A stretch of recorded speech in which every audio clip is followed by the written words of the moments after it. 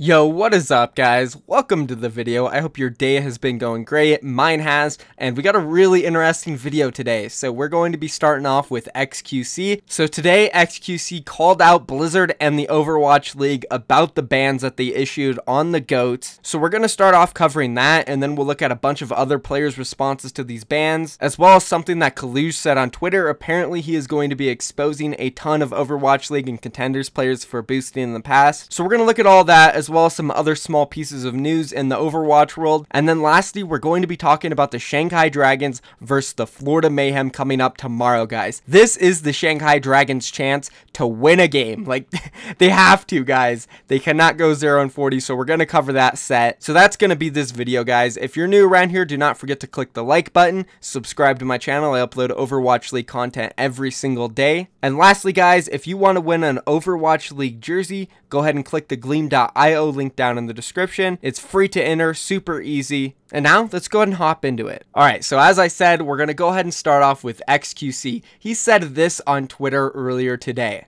No shade at Blizzard, but I think suspending 2 Overwatch League players for a couple games under the pretext of boosting and then banning 2 amateur players for 1 year sends the wrong message. I know he said no shade at Blizzard, but I mean, he's kind of throwing shade, but it's well deserved. This makes complete sense. I mean, really, they only banned OGE for like 4 games, I think it was. So if they were to ban a Contenders player for nearly a year for the same thing, that would be pretty bad. The only difference though here is that these guys might not have been banned just for boosting. I did reach out to Gator and I talked about this in the video when I reported the information. He did say it was about boosting, selling accounts, sharing accounts, stuff like that. But I kind of feel like some of it had to do with them throwing in ranked, win trading, and just straight up being super toxic and nasty players. And we all seen that clip of Scott where he just completely went off on that kid in ranked. He was saying some messed up stuff about his parents, saying he was going to kick his ass in real life. Like, that's pretty bad. So I feel like these guys were banned not only just for boosting, but also those things. One thing though we should take into consideration is that OGE, that was his first time getting caught and banned. Coluge, this is his second time getting in trouble with Blizzard. During Contenders Trial Season 1, he got banned for 1 match for similar things. So this being his second ban, I could see them wanting to crank up the punishment. Now that doesn't go for the other players though, just Coluge. It's not XQC's fault though, he might not know any of this, and also we just need a statement from Blizzard saying what exactly they were banned for, because from what Gator, Coluge, and all these guys have been saying, it's just for things like account sharing, account boosting, and account selling. Nothing about being toxic, nothing about win trading, nothing about throwing games, none of that. So we'll definitely need Blizzard to say something about this. There's no way they can sweep this under the rug, because if they were banned for a year for just boosting and account selling, I mean, XQC is completely right here then, because you can't just ban a guy in the Overwatch League for 4 games, basically 2 weeks, and then ban these guys for a year. That is ridiculous. Alright, so now that we've dived into this, let's go ahead and look at some responses to not only this tweet, but overall responses to the whole ban situation. So in response to XQC's tweet, Too Easy said this: everyone boosted early days for extra cash. There's a few more Overwatch League players who I know that boosted. How do I know? Well, that is for you to decide. So if you're confused by what he is saying, Too Easy is basically saying there are Overwatch League players right now that he used to boost with back in the day. He's right. A lot of professional players in the early stages of Overwatch were boosters. We're talking about the days where orgs were barely just getting into the game and the salaries were very low. A lot of these guys were playing full time, so it was a way to get extra cash. And honestly, if I had to guess, I would say maybe 20 to 35% of the players in the Overwatch League have boosted at least 1 time in the past. And I honestly believe that's accurate, and it's more than likely along the 30 to 35% line too. So yeah, I don't know what Blizzard is going to do if some of these players get exposed, because guess what? Coluge on Twitter said this the other day after being banned.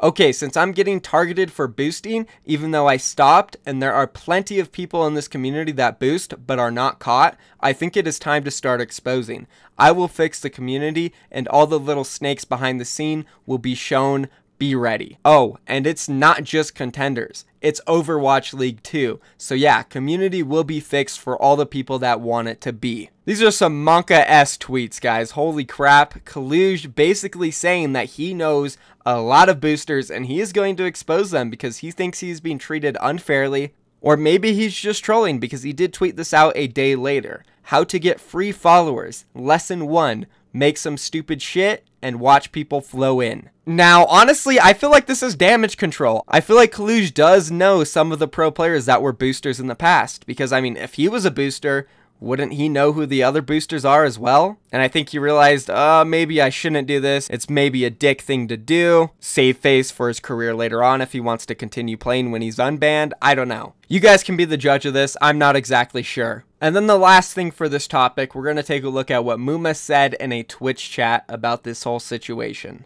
Why ban boosters from contenders if you allow them in the Overwatch League? So this kind of goes with what I was saying earlier. There are a lot of boosters in the Overwatch League, guys. I seriously do believe at least 20 to 35% of the players have done it at least once in the past. So that's going to be it for all of this, guys. Let me know down below in the comments what you think about this whole situation. And then real quick, some small news coming out from XL2 Academy. Well, I mean, I guess not that small. They tweeted this out. XL2 has released Mike, Midnight Overwatch, Ryan from our roster. The team wishes him all the best in the future. And it seemed like a lot of people on Twitter were really confused and wondering why he was dropped, because Midnight is a pretty good player and he seemed like he was doing a good job throughout contenders. But then when I went on Reddit, a lot of people were talking about how he is extremely toxic and he has this really weird tone about him where he's passive aggressive. From my experiences in the past with Midnight, he seems like a decent guy. He did a ring for Kongarna back in the day when Bishu couldn't make some scrims. To be honest, he was kind of a quiet guy. I don't know if he just wasn't comfortable playing with us. Maybe I could say he was a little passive aggressive, but nothing extreme. So I don't know what the situation is with him, why he was dropped. That's something we'll need to hear from the players, the team, whoever was involved in the situation. So that's going to be it for the small pieces of news. I know it was just one little thing. Not so little, but anyways, moving on to the last topic, let's go ahead and discuss Florida Mayhem and the Shanghai Dragons. Can they finally win their first match in the Overwatch League, or will they suffer a 0-40 win-loss record? Oh man, this might be the Shanghai Dragons' absolute best chance that they've had all season long to win a game. I know I said that exact same thing before they faced the Dallas Fuel at the beginning of this stage, but let's be honest, if the Dallas Fuel played like they did in Stage 3 and that Stage 4 matchup against Shanghai, they could have lost it because Shanghai was definitely improving. Nobody planned for the Dallas Fuel to come in and be one of the best teams in the league all of a sudden. That just was not on anybody's radar. And Florida Mayhem, honestly, they've been struggling for a while. Now, I know they did have a pretty close match against Seoul Dynasty last week, but besides that, it seems like they have been just getting worse and worse ever since like the middle of Stage 3 or early Stage 4. Ever since like Saya Player and Awesome Guy got here, like honestly, yeah, Saya Player's been playing great and Awesome Guy's probably been an upgrade from Swoosh, but for some reason, it just seems like they have been going backwards. And even though they had a close match with Seoul Dynasty, it's not like Seoul Dynasty's been playing that great this stage. I think they had a really bad match on their side, and I definitely believe that the Shanghai Dragons have a chance to win this matchup, guys. So far this stage, both Florida Mayhem and Shanghai Dragons lost to New York Excelsior and Philadelphia Fusion without winning a map. They also both lost to the Los Angeles Valiant 3-1. So the Shanghai Dragons and the Florida Mayhem have both played the 4 same teams so far this stage, and they've had nearly identical results.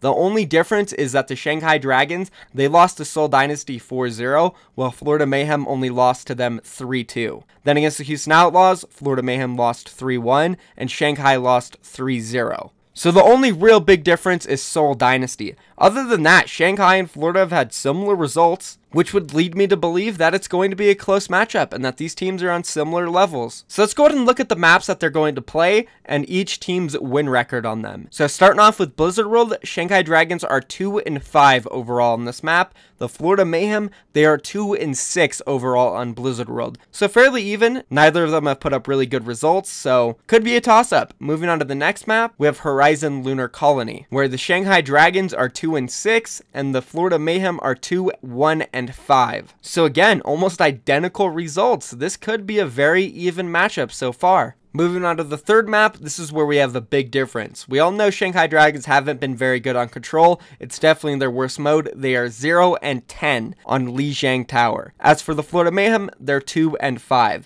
So you got to give the edge over here for Florida Mayhem. They'll probably take control. Moving on to the last map, we have Watch Point Gibraltar, where both teams are sitting at 1-6. So pretty much both of these teams have identical results on every single map besides Lijiang Tower. So this could go either way, honestly. I think Shanghai Dragons have a decent chance at winning this. And I want to give my honest prediction on this one instead of just, blind faith giving it over to the Shanghai Dragons because I want them to win so bad. Kind of how I did when they were facing off against San Francisco and Dallas in the last stage. So I'm going to wait for my prediction on this one. I'll give it tomorrow morning before the Overwatch League starts. And that's going to be it for this video, guys. Let me know down below who you think is going to win, either Florida Mayhem or the Shanghai Dragons. As well as that, drop a like on this video. Subscribe to my channel for more daily Overwatch League content. Enter the giveaway, and I'm out of here, guys. Thank you for watching. Peace.